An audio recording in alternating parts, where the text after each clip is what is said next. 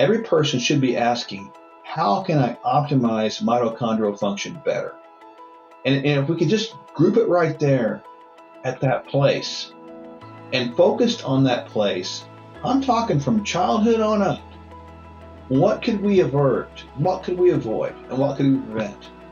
Today, I'm joined by Dr. Mark Sherwood, a naturopathic doctor, best-selling author, and co-founder with his wife of the Functional Medical Institute in Tulsa.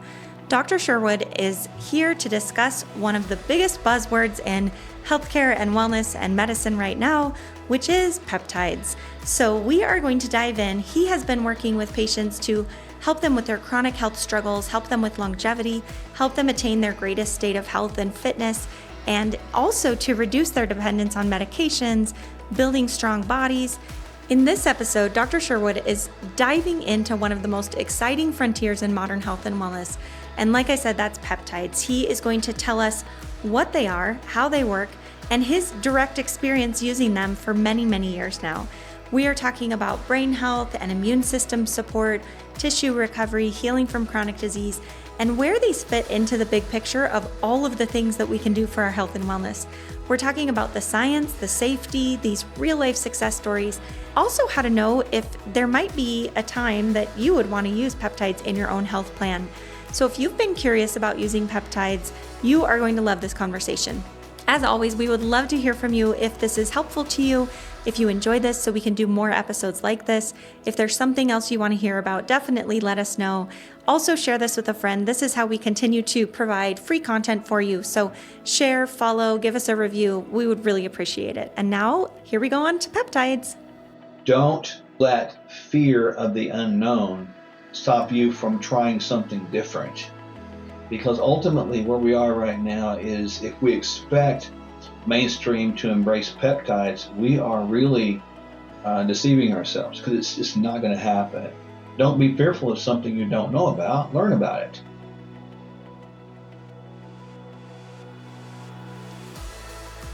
Well, Dr. Mark, thank you so much for being here. It's been fun connecting, and this is a topic that I have just barely scratched the surface in. I know a little bit to be just enough to be dangerous, sort of thing. And so I'm really excited to pick your brain. And I know that's how our listeners feel too, is this is such a popular topic that we're really excited to dive in. So thanks for coming. Oh my goodness. Thanks for having me, Mallory. It's an honor to be here. My wife would have been here today, but she's busy, hard at it today. And so, she's the prettier half of the bunch and the intelligent half of the bunch, but I'll try to step in for her and do a good job. Well, I'm sure it'll be great. And I'm glad she's helping people, taking care of patients. So that's great. Well, so like I said, we're talking about peptides. Maybe let's start at the very beginning. Will you just give us an idea? What is this thing that's called peptides that everyone's hearing about now? What is a peptide? And maybe just a little glimpse at like the history of why we're just now starting to use them, or are we, is the clincher there. Well, I think the interesting thing about peptides people need to know is they're chains of amino acids, right? That's the key point. And I think pretty much everybody should get that as a basic thing. They're not something that's unusual. They're not something the body is foreign to the body. So we're talking about basic amino acid chemistry that are bound together in different varying lengths and varying styles. A peptide is something that's, maybe 2 amino acids all up to about 50. And you get about 50 to 100, it's known as a polypeptide. You get above that, you're talking about full proteins, right? So when you look at it from a reverse, peptides then could be constructed to make proteins, perhaps. Or you could also look at it as hormones are constructed of multiple peptides. You could say it in both ways. So I think people need to know that. It's been around for a long, long time, the science. There was a doctor back in, Pavlov. We heard of Pavlov's dog, way back in the early 1900s, that here's a guy who in the gastric acid of the dog determined that there was a peptide that helped out. He discovered the amazing BPC-157, which is a 15-chain amino acid peptide. So the concept of these peptides, Mallory, being created inside the body is old as time, but our uncovering and the application of these things is probably something that's still being uncovered, because the more I learn about these things, it seems like every waking minute I turn around, there's another one that's being developed for another potential action. Yeah. So what is the medical then application of these? So we have these tiny partial proteins, so to speak, these chains of amino acids. We know they're there. Why is it helpful to use them? Why is this a thing that we're injecting ourselves with them? When we take these peptides, certain ones that are arranged a certain way, they have these volume of effects. So they sort of bind to these cellular receptors and they cause a multitude of effects. And so some of the effects can be like creating more adaptability from your T cells with the immune system. Some of the effects could be to create more brain-derived neurotropic factors in the brain. They could be enhancing cellular repair. They could be enhancing DNA repair. They could be enhancing telomere lengthening or telomere maintaining, let's say. They could be restoring, healing with nerves or tissues or skin, and the applications are just so outstanding that people do broadcast these things as a kind of these keys to the fountains of youth. I don't think it's that simple, of course, but there's more to it. But from the standpoint of the ability to do a lot of good things, I think we're just scratching the surface probably with these. Yeah. Tell us about your personal experience, not necessarily your personal, but as a clinician, how have you seen these utilized, and what was your experience getting into this, becoming proficient in utilizing these? Well, interesting. This is probably going back 7 or 8 years, at least, something like that. I read a book, and I don't remember who wrote the book, but it was about peptides. And I thought, well, that's fascinating, because it sounded reasonable. So Yeah. I just started studying on that. And then I met a guy at a conference. His name is Dr. Ed Lee. I can say him. He's well known. He's an endocrinologist out of Florida. And I started talking to him. And he seemed like a really smart guy, and he had a lot of stuff to offer, a lot of background knowledge. So I just kept pressing him and pressing him and pressing him until he got tired of listening to me bugging him and started teaching me a few things, right? And so at that point in time, my wife and I both looked for various certifications out there, and we eventually landed on, probably was one of the first to AMMG. Went to that and really had a great time. And then after that, we just started devouring ourselves in the literature and thought, this is not all there is to it. There's more. Yeah. And so we just kept digging and digging and digging and digging, and I think we're still digging a little bit, but it was great. I mean, we had an outstanding time learning that. It's been on and on. Now we're actually progressing to the point where we're starting to really understand even some shorter chain peptides that are three amino acids, which actually penetrate into the nucleus and bind to specific DNA. Now that's like next level stuff. You're talking about these bioregulating peptides that were developed. They're oral, and they were developed over in Russia. So there's a lot to this thing that we're starting to unravel, and I think the applications in the future are probably yet to be determined, but just curious and awesome to say the least. Well, it's a question I had later, but since you bring it up, I want you to speak to it now. Is the idea of bioregulators? I think we don't hear as much about bioregulators as peptides, but they're closely related. Will you clarify then one more time, what is a bioregulator and how are those different or the same? Well, the term bioregulator, I suppose, would be more of a broad term. They do regulate biological pathways and systems. Let's just say that. But when we use the term bioregs or bioregulator, as far as in this application, this context, we're talking about oral peptides that are 3 amino acids in length. And these are so small and tiny that they do have the ability to not bind on the receptor of the cells, but they have the ability to go through the cell wall, through the nucleus, and bind to specific tissues, targeted tissues on the direct DNA strand. Now, that makes them quite different than the other ones that are bigger ones that can't penetrate that deep into the cell. Therefore, they create more broad actions as opposed to real specific and narrow actions. And so, for example, like you could take a thymus bioregulator peptide, which is going to bind to the strands of DNA tissues related to the thymus gland. And so that's fascinating about what that means in the future about can you make your thymic activity a little more youthful? And I suppose you can. I mean, you can't reverse it, but I suppose you can, as opposed to some of the ones that are bigger. And those ones that are bigger, they're not say they're not oral. Some of them are, but some of them are intranasal. Some of them are, subcutaneous. they're not going to be, they're going to be more directed than the big ones. Mm-hmm. Mm-hmm. Tell us just briefly what you know about the state of research with these peptides. I know, if you go to PubMed or you go to some of the sites to search for data, it's very expansive to see what the world of research is doing right now with peptides. Yeah, I think it's fascinating. You look out there, there's plenty of study points, plenty of data points. I feel kind of badly because it seems like we're not exposed to it as much as we should be. I agree. From the conventional standpoint, I always came from the school of thought that we're supposed to be about helping people and not just managing disease. But what if we can look at things from the standpoint of prevention disease? I mean, truly preventive or truly corrective, to try to see if we could empty hospitals out, to see if we could make minor emergencies not being built in every corner.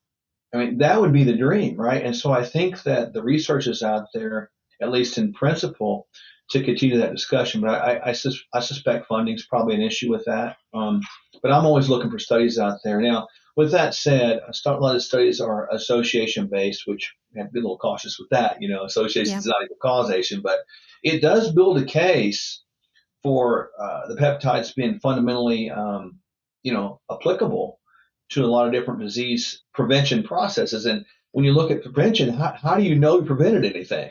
That's the hard part right there. When you're looking at this particular view of, I guess healing or functional medicine, whatever you want to call it, it's hard to quantify prevention. Mm-hmm. I don't know a way to do that. But then, having a whole bunch of people say we feel great, we have what we know is decent biomarkers, they're good or whatever, and we're not hurting all the time. We still maintain our youthful vigor, I guess. And so that's what we're trying to do. But I think there's a lot of data out there, and I encourage people today, whether you're a clinician or not, go look, because ultimately it's free, and I think that's awesome. Yeah, and I think it's interesting. We won't go too far on this tangent here, but it's interesting when we look at, of course, one of the best known peptides is GLP-1 agonists or GIPs, the tirzepatide and semaglutide, and those were around a fair bit before a drug company picked them up and started to commercialize it.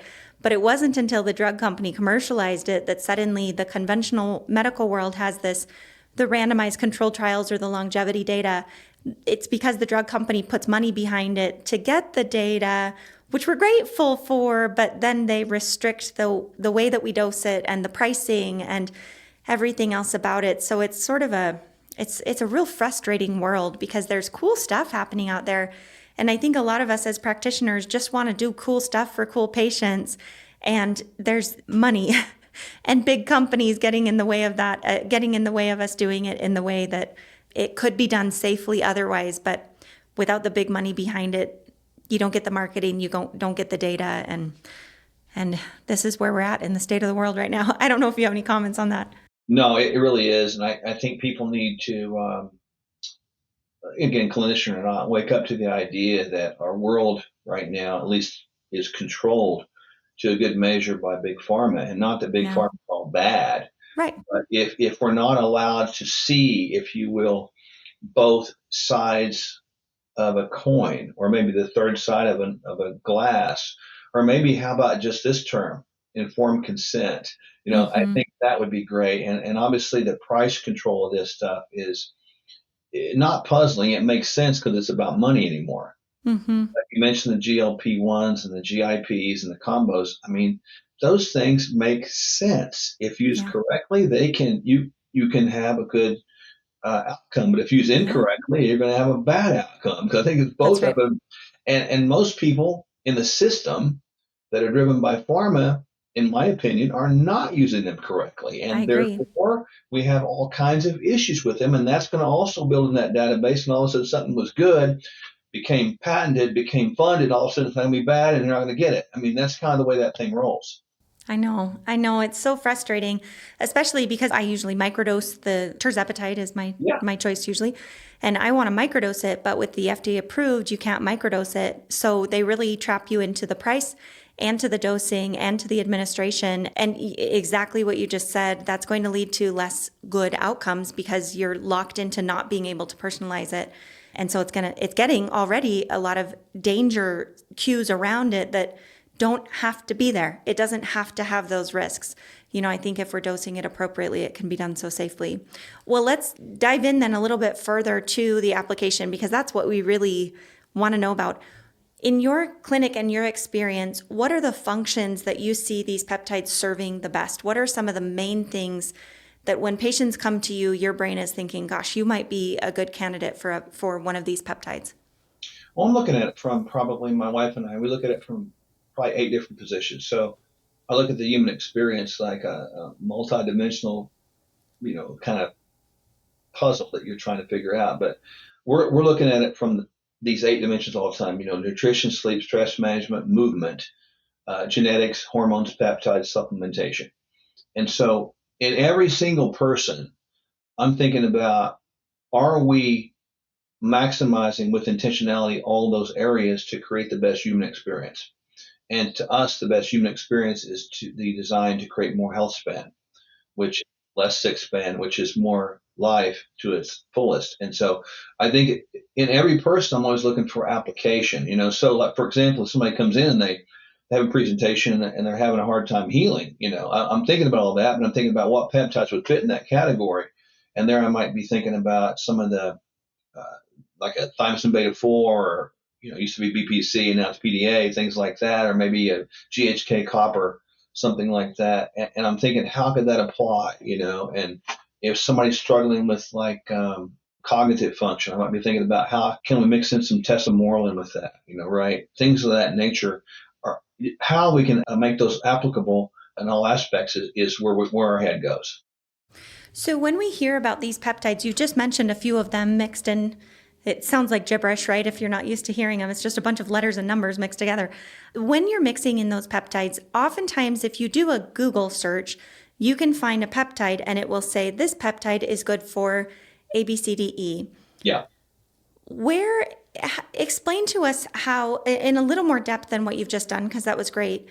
How do they fit into the picture? I mean, I think as a patient, what we wish was the case is that we went in and we said, I've got 18 symptoms and you Yeah. tell me I've got one peptide. And honestly, that's one of the things I love about terzepatide is it covers a bunch of symptoms. But what is your order of operations? What is your approach to layering in treatment strategies and where does the peptide fit into that? Well, with us, and I echo your comment on tirzepatide, outstanding. Microdosing was beautiful, right? But in our world, I'm going to master those 4 areas first. Nutrition, sleep, stress management, and movement, because we feel like those are well under the control of us as individual people.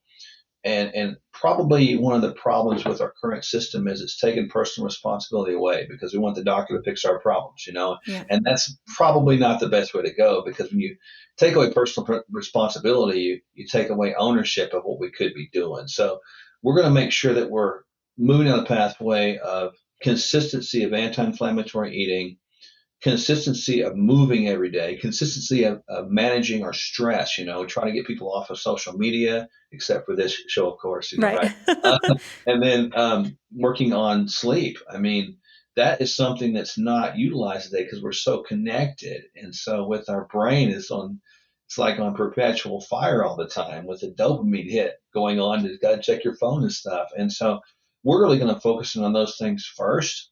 And then we might get a big comprehensive, more functional oriented blood lab and maybe some genetics to see what we got as far as the human goes. But that's where we're going to start all the time. I'm probably not going to go peptides, off the bat at all until, I figured out who the person is, where they are from a foundational standpoint. And the analogy I've always used is that if we don't build upon a good foundation, the house will not stand. And I think that principle holds true across a lot of different places. But we're going to start there because I think it's proper, really. I have the exact same approach and almost the exact same pillars, the exact same, like this has to be there before anything else is going to last. One of the questions I get asked all the time is, what supplements do you recommend? Now, whether this is for daily essentials, sleep support, gut health, what to take during pregnancy, I know how overwhelming it can feel to choose the right products. I have spent hours myself combing through these brands and ingredients, trying to make sure that I can find things that I'm comfortable taking myself and that I'm comfortable recommending to my family and to my patients. I'm then able to get feedback from my patients and family to see, did these supplements actually accomplish what we were hoping that they would accomplish?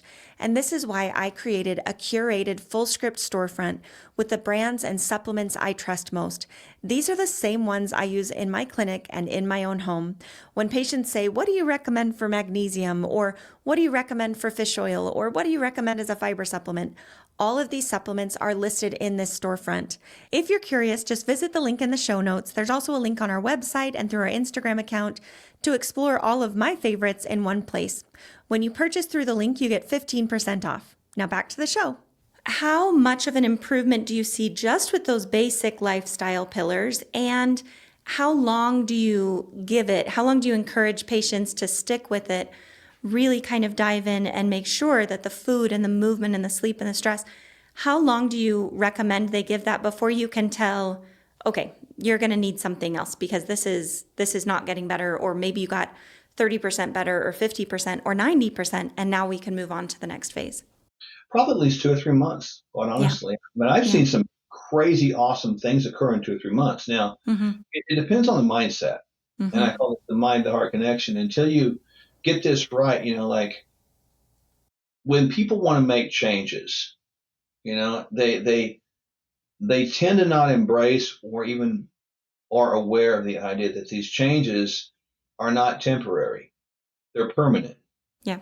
And if you're feeling good, why would you add back things that made you feel bad? And so I've Mm-hmm. always thought, what are we doing? So our job as clinicians, as I see it, is to train, mentor, teach over and over and over again until they get it. And I want to see improvement, right? Mm-hmm. With us, I mean, we're not hurting for people to come in at all. Plenty of clients, want to be clients, because we've done this for 15 years, and so but I want to see people embrace the idea of change. Maybe come to us and say, "Teach me how to do this," because the best way, and I know you feel the same way, we as clinicians better live it out.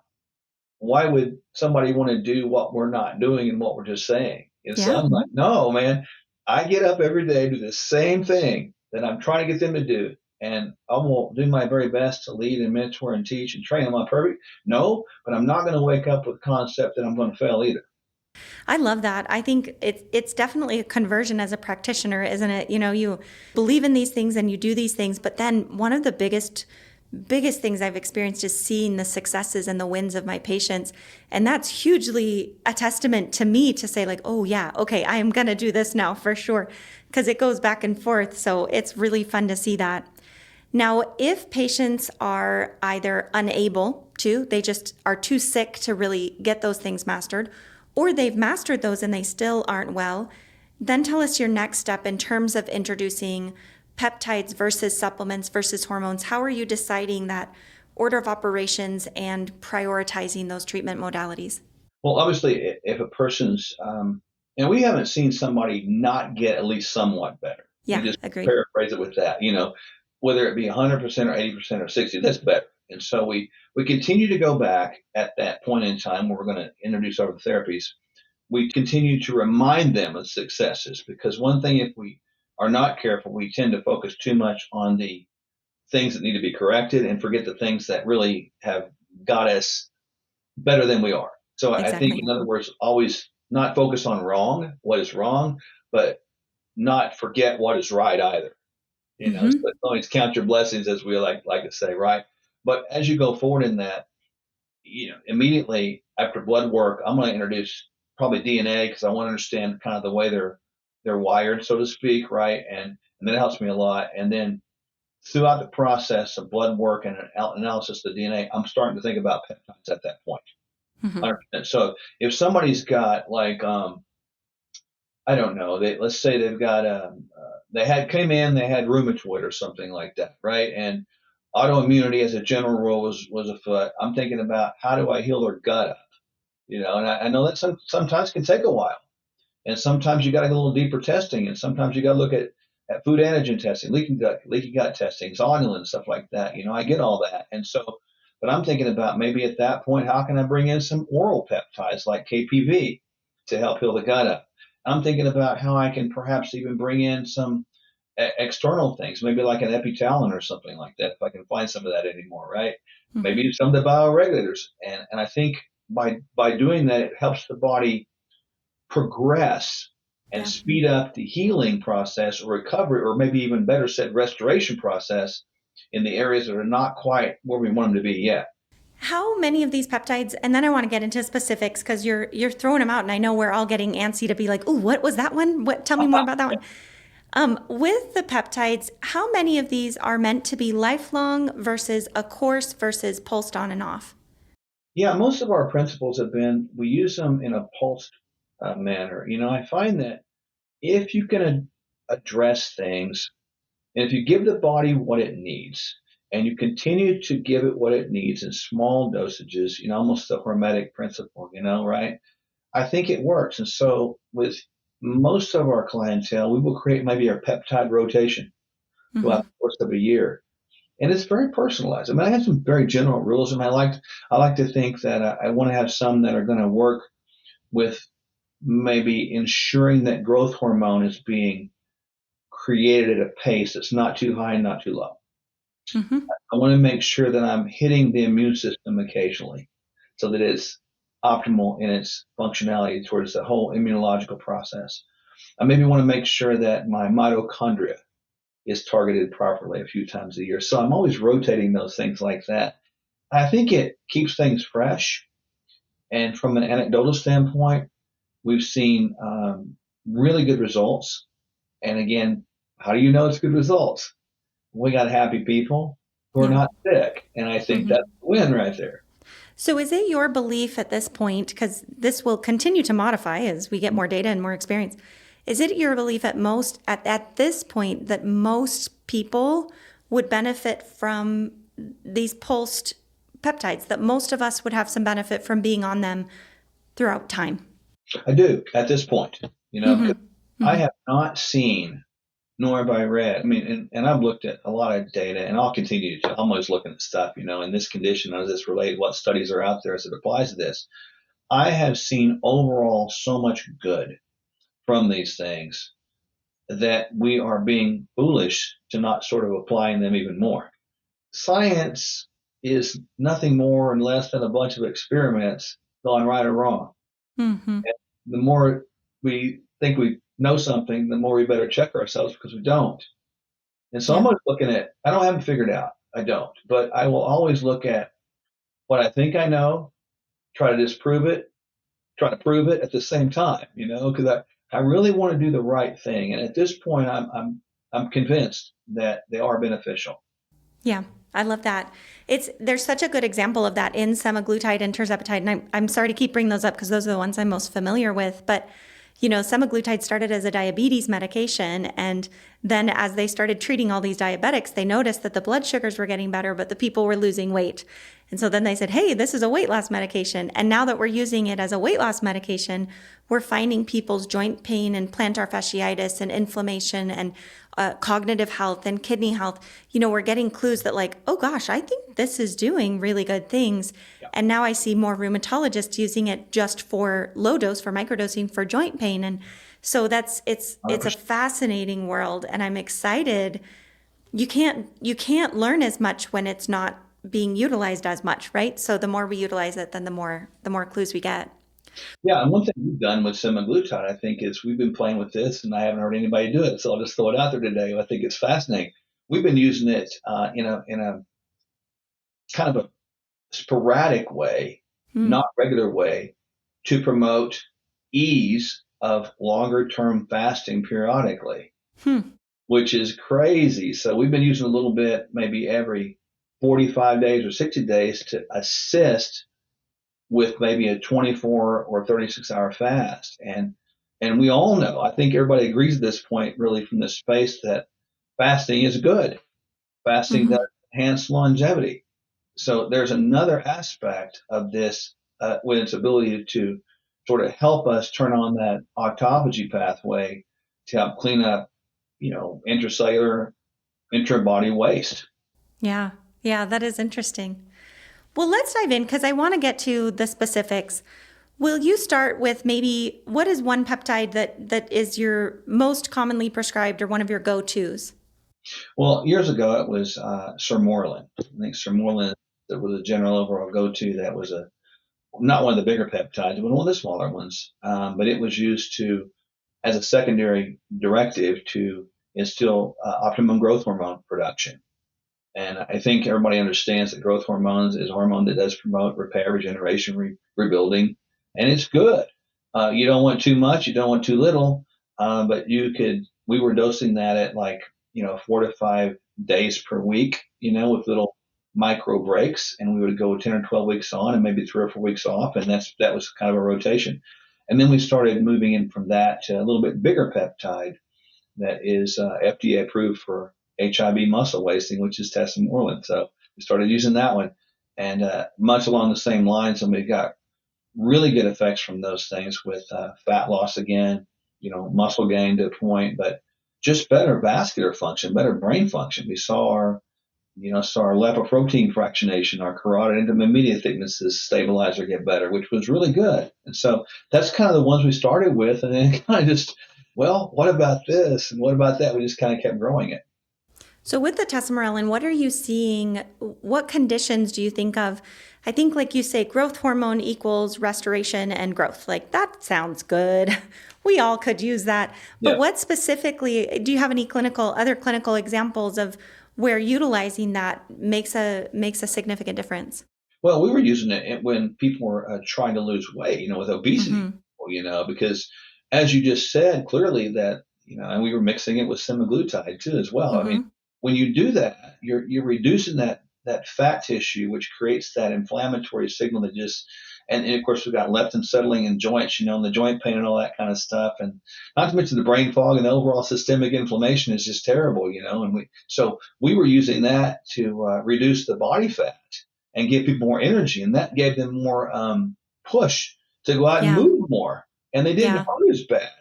And so, from the standpoint of even joint repair and things like that, we found that fascinating, and it worked really, really well, and it does. So Yeah. we still use a lot of that one, and when CJC and Ipamorelin were available for a time, you could use that as well because those are in that same family of things. But those were our initial go-tos. Go back to the BPC 157 because I think that's another one that is Yeah. it's thrown about a lot. Will you tell us what that is and what it's used for and how you've seen it beneficial and what you're doing now? Yeah, it's known as body protection compound or body repair compound. It's a 15 chain amino acid profile that actually can help instill better tissue repair with tissues, muscles, skin, etc. So when you've got someone struggling with joint issues or maybe even hypermobility, I've seen that I before. was just going to ask you if you've used it. Absolutely, and it works great. You're talking about the ability to help repair existing injuries. Mm-hmm. We have used that pre hip replacement surgeries, and we've seen multiple reports. We've heard the people say, "My surgeon said this is the fastest recovery ever, and Mm-hmm. whatever you're doing, keep on going." And we're like, "Well, I think keep on going. Just keep your mouth shut, because Yeah. because you really can open up a whole can of worms if you talk about it too much."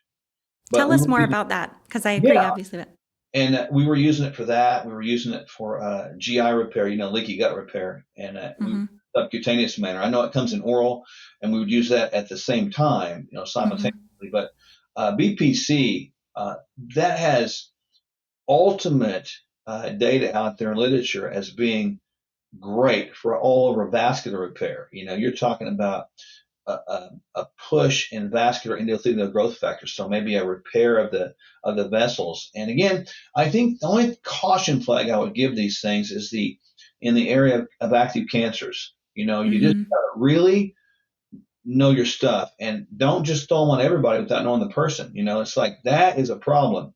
And you mentioned earlier before we went live, is there's a lot of people out there that are just hearing some of these radio personalities, let's say, whatever, podcast personalities, just say use this, but they're not qualifying many times clearly that you don't use it in certain conditions. And I'm not saying it's bad, because I think we don't know a lot of stuff, but I'm saying we got to be careful with this because, like we were saying a moment ago, I don't see anything wrong with right now as a general rule for everybody.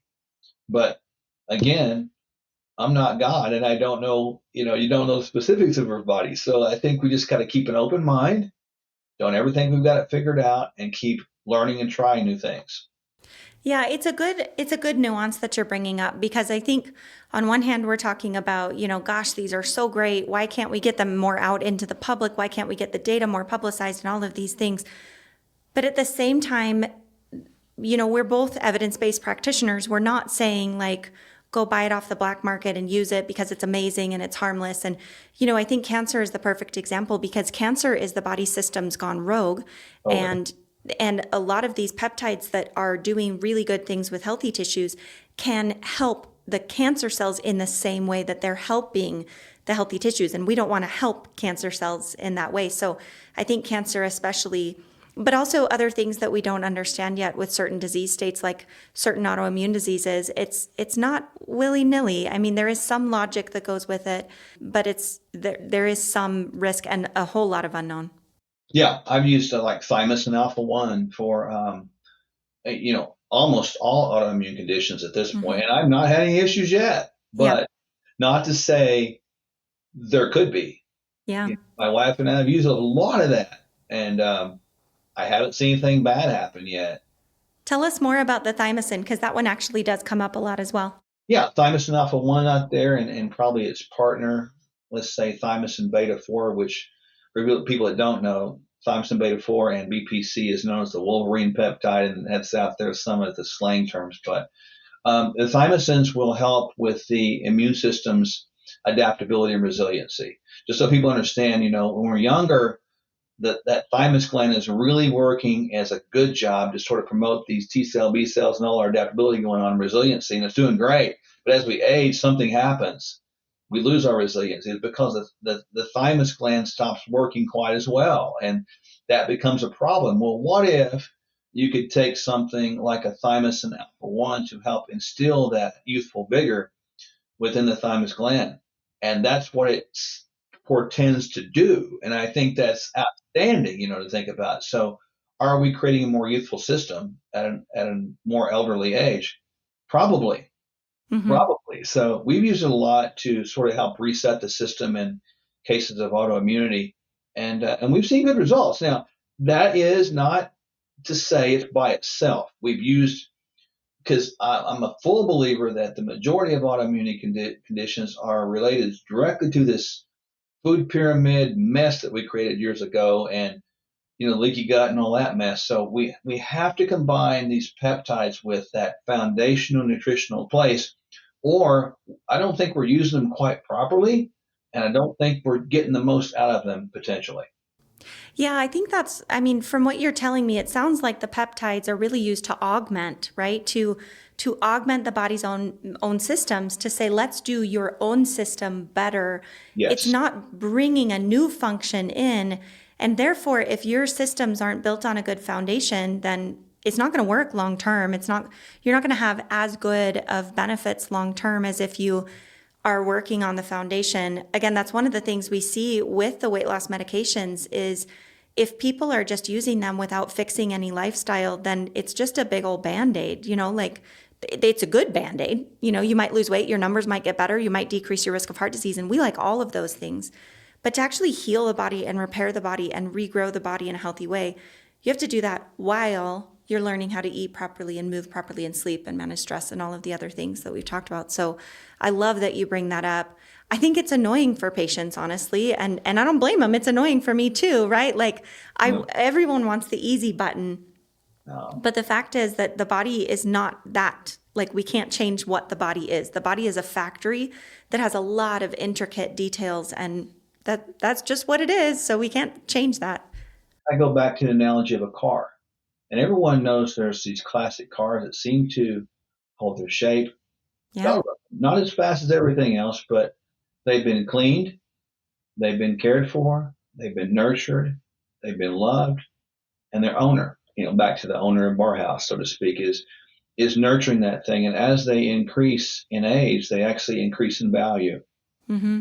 And I ask people to actually imagine that about their own life, and that you can't take an old car and let's use the new tires as a peptide. If the engine's not running well, you may put those new tires on there. They may make you look good, Mm-hmm. feel good for a little bit, but that engine is still not working. And eventually, even though the tires might not wear out, the engine's working. Yeah. It doesn't work. And so I would think the augment word is perfect.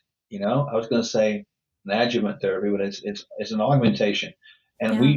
we never, we worked hard to not talk about this thing is the creme de la creme, or this thing is the fountain of youth. I think the fountain of youth is really all of it put together, Mm-hmm. in a synergistic, Mm-hmm. harmonious manner. You just figure out how to take care of it the best way possible. Right. Yeah.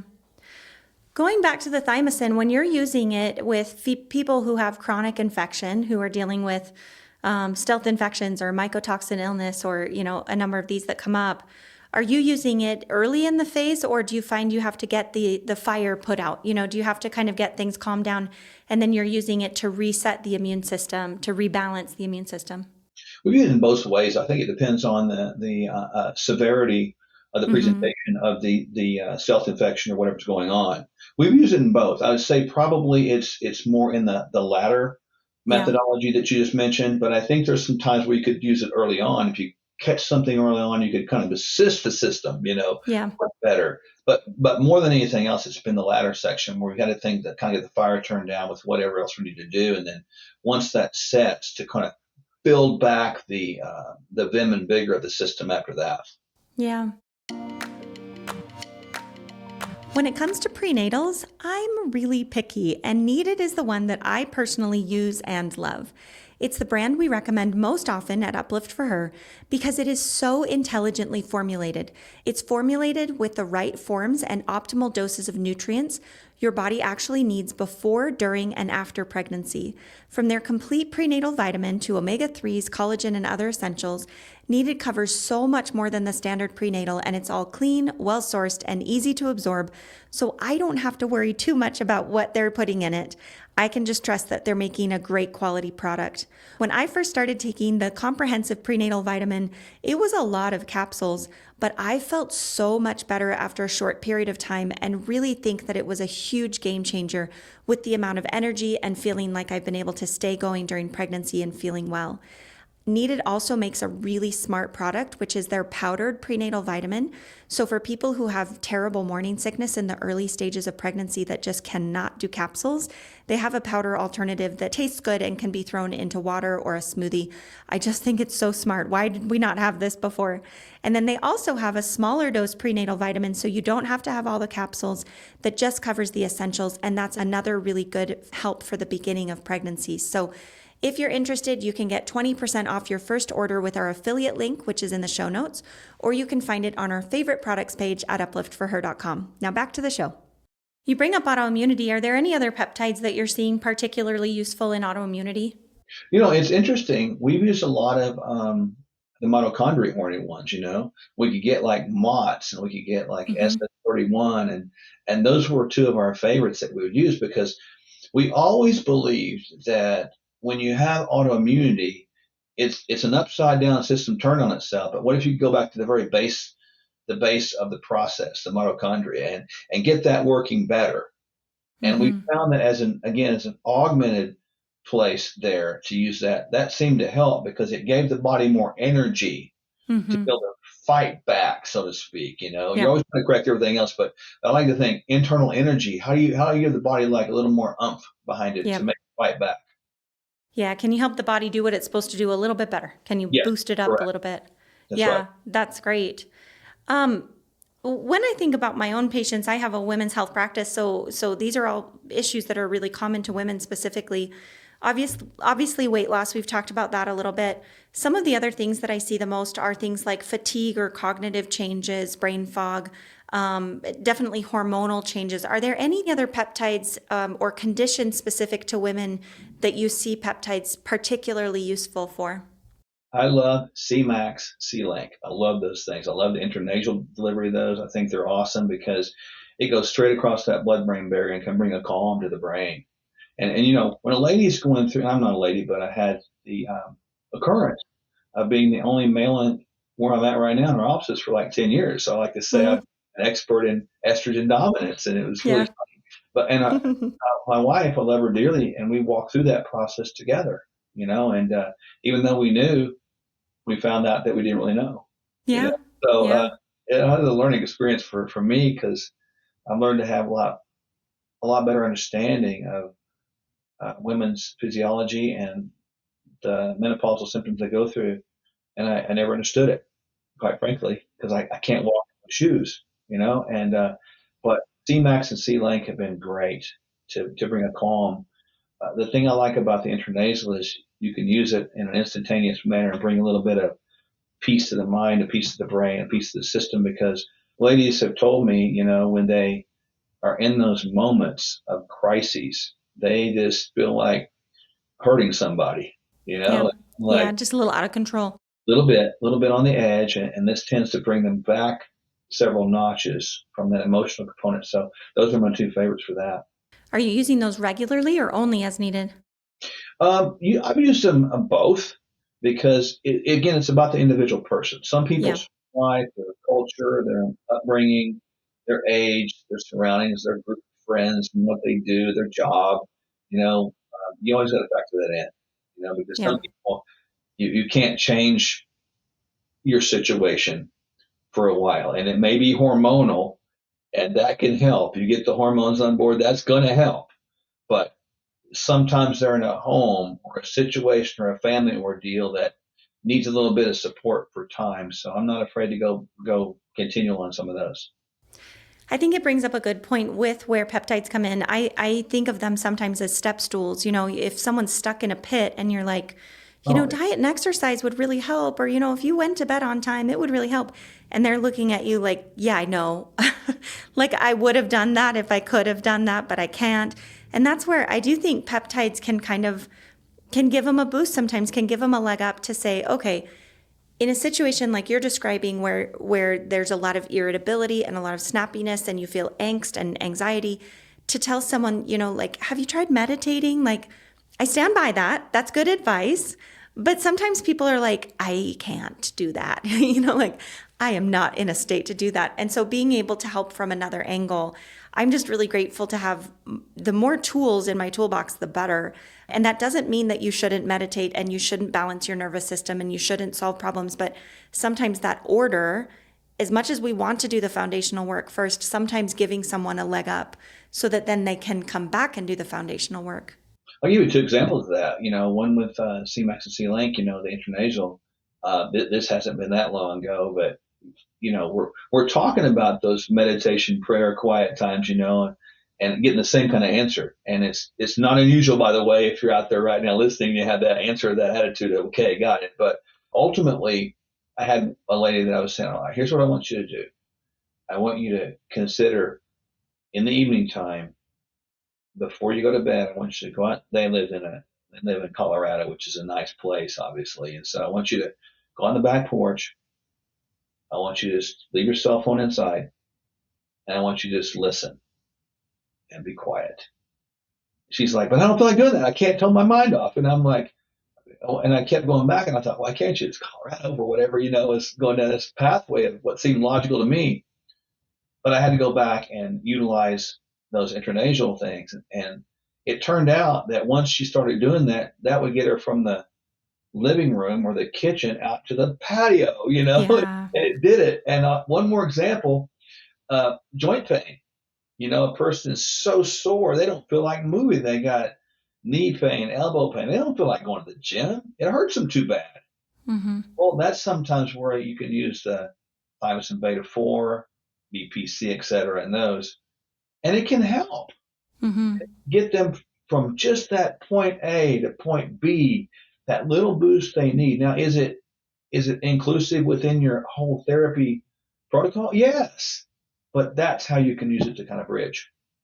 I'm so grateful you bring that up because so many people, I think, feel gaslit by the medical system or feel like kind of made fun of. And in fact, I've been in conversations with doctors where they are full on mocking patients who have these symptoms. And it's like, you came to me because I'm your doctor and I told you what to do and you didn't do it. So, like, what do you want me to do? And it's like, we have to remember that humans are trying their best most of the time, right? So if I tell a patient to do something and they come back and they say, I couldn't do it, my response as a practitioner, as a healer, as a helper, should not be like, well, that was dumb. Well, you're an idiot. Like, why didn't you do what I told you to do? My response has to be like, okay, what's getting in your way? And what's the other approach? What can we take a side door? Can we help you get the same place? You still have to do it. I'm not going to say that you don't need to regulate your nervous system. I'm never going to say that you can dismiss eating healthy foods. Like, that's never going to be the solution, right? But are you able to go about it in the order that someone else is able to? And I think the more tools that we have, the more that we can say, like, okay, that didn't work for you. Then let's try step A and then go back to step B. So I'm glad you bring up that aspect of compassion. Yeah. Oh, I've had people before where I actually would write them an affirmative statement or two and have them fit it on their mirror and Yeah. read it out loud a couple of times. Have it saved on their phone in front of me, read out loud. I've watched people in my office, and my wife can verify this as well, that we have had them pull out devotional books and read it out loud Yeah. and just you watch the waterworks come on because they haven't heard themselves Yeah. say those words in years. Yeah. And so even the power of the spoken word is amazing, with that. Yeah. And, like in the case you mentioned, I can't do that. But they know down deep inside, most people know what's right and wrong. Most people know that the healthcare system is kind of broken. Most people know that America is really sick. Mm-hmm. That doesn't take science to figure that out. That's just simply observational. And you got to look at people and meet them where they are. So I think Yeah. that's great that you mentioned that. One of the things we talked about before was which peptides should be used together. Will you tell us a little bit more about that? Yeah, the ones that I like to use together. I mean, I'm going back a ways, but I always like to use one. I like tesamorelin. I think that's really a wonderful peptide. I like the BPCs of the world. I think that's a wonderful peptide. I like the thymosin of the world. That's a wonderful peptide. And then I like the ones that deal with the mitochondria. So I mean, there are times where I personally will use 3 or 4 together, and that's not unusual. But those hit different aspects of the entire system. Right. And so those are ones that I use quite often. Now, occasionally during the course of a year, I will mix in some of the GHK coppers, which is more of a collagentic repair. Okay. Sometimes I'll use GHK copper cream on the face. And I think that's a wonderful healing peptide to smooth away those fine lines. Works. Like that. But I'll rotate these things through the course of the year to make sure I'm hitting different angles of the system. And I have a plan that I carry out, that I wrote for myself, and I've used that plan for other people and just kind of modify it depending on what they want to do. More of a Some longevity plan. Right. Some people need to put on a little more muscle. They do because we're looking at body composition, not weight. Some Mm-hmm. need to lose some weight. So we start mixing it. How often do you use semaglutide? That's the question. I'm not a guy who needs to lose weight, but I will use semaglutide from time to time because I want to enhance the function of the fasting process. And using them like this together in a method that hits all aspects back to our house analogy. I want to make sure I'm checking my foundation, my wiring, everything, the roof, the windows, the air. And I think using them like that, they can really be a benefit to anyone out there, really. Obviously, the media is having a heyday with women building muscle and eating more protein. I'm not opposed to it, but it is a lot out there. Yeah. What are you finding most beneficial for women to support muscle growth? I have many patients who don't necessarily need to lose fat, No. but are really trying to build that muscle and struggling to do so. Yeah, I use Sermorelin a lot Yeah. and a BPC type of peptide a lot. Those are great because, how do you build muscle? The whole process of building muscle is moving something, progressive Mm-hmm. resistance. And so progressive resistance obviously is going to strengthen bone as well. Mm-hmm. It's going to promote muscle healing because you're going to have muscle breakdown. And so Mm-hmm. the healing of the body and the repair initiation is going to be the BPCs, the thymosin beta 4s of the world, and the ability to instill better healing as well is going to be the Sermorelins of the world. So you can really get, and it's not about putting on a lot of bulk. That's not it at all. It's about maintaining lean muscle mass as long as you can in life, because the more lean muscle mass you have, if people are interested in how that relates to weight loss or fat loss, the more lean muscle you can maintain in place, the lower body fat you can attain over here. And Mm-hmm. that's really a nice ratio. So, strength training is a mandatory thing. And to do that, there's nothing wrong with having a little bit of help so you get good results. Yeah, and like you say, the Summerelin isn't going to do anything if you're not lifting muscle and going to the gym. It's not like you can sit on your couch and use it and build muscle. No. It's reacting to that. It's making the weightlifting that you're doing more effective, right? Now, what Yes. do you say to people who feel like this is cheating? I don't think it's cheating because you're using our natural body's processes. Is it cheating to take amino acids? Is it cheating to do amino acid drinks? Is it cheating to drink a protein drink? If you believe that, then I would suppose it is cheating, because Yeah. I would say it's cheating probably. Then don't eat a steak, don't eat a piece of fish, because they actually have amino acids in them. And remember that amino acid or the peptides are built. Let's say a person contains and consumes like a grilled chicken breast, right? And so the body, through the digestion process, will extract the amino acids out of that substance in the GI tract. And then the food is eventually dismantled and sort of determine waste from what I want to keep. And some of the things we keep are amino acids. The amino Mm-hmm. acids are transported down into our cellular processes and are reconstructed into, guess what? Peptides and proteins. So Mm-hmm. I don't think it's cheating at all. I think it's actually utilizing what we've been given in a better manner. Yeah. And I think there's going to be more things out there like this, quite frankly, in the years to come that we can have, because people today are thinking like that. What can Yeah. I do to enhance the system's functionality again longer in life, because I'm seeing what we're doing is not working. Yeah. I love it. Well, as we wrap up here, what are we not asking that we should be asking? You've been doing this for a long time. You've been talking about this for a long time. Is there anything you can say that we're missing, we haven't covered yet, that would be really key for people to know? Yeah, I think that, in my opinion, I believe that the aging process really is magnified or exemplified at the mitochondrial level.